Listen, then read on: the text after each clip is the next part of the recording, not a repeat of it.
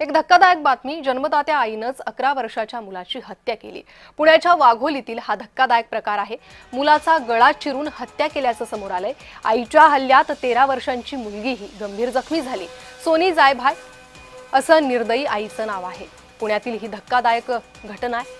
वाघोलीमध्ये आईनंच मुलाचा गळा चिरून हत्या केली आहे, तर 13 वर्षांची मुलगीही आईच्या हल्ल्यात गंभीर जखमी झाली आहे। पुन्हा एकदा या संदर्भात अधिक माहिती घेण्यासाठी जाणार आहे आमचे प्रतिनिधी रोहन कदम आपल्यासोबत जोडले गेले आहे। रोहन, हा प्रकार नेमका काय?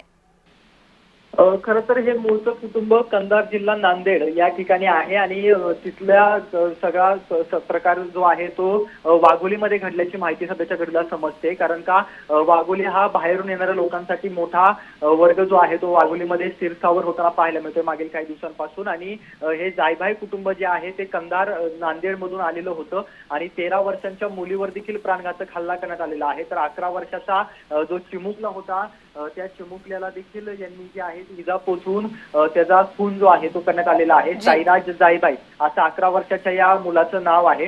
नेमका हा प्रकार कशामुळे या आईने इतका निर्दयीपणा का केला याबाबतची चौकशी पुणे पोलीस करतायत। ज्यावेळेस हा प्रकार घडला त्यावेळेस स्वतः आई जी आहे ती सकाळपर्यंत त्याच खोलीमध्ये बसलेली होती ज्या ठिकाणी मुलाचा मृतदेह ठेवलेला होता। त्याचबरोबर मोठा रक्ताचा सडा जो आहे तो त्या खोलीमध्ये पसरलेला होता आणि जी मुलगी आहे त्या मुलीवरती देखील प्राणघातक हल्ला या आईने केलेला होता। कदाचित मानसिक रुग्ण जी आहे ती ही आई असू शकते असं आजूबाजूच्या लोकांचं म्हणणं आहे आणि आता पुणे पोलिसांनी कठोर पावले उचलत रोहन, तपासाअंती आता पुणे पोलिसांना काय माहिती मिळते याकडे लक्ष आहे। तुमच्याकडून त्या संदर्भात अधिक अपडेट घेऊ।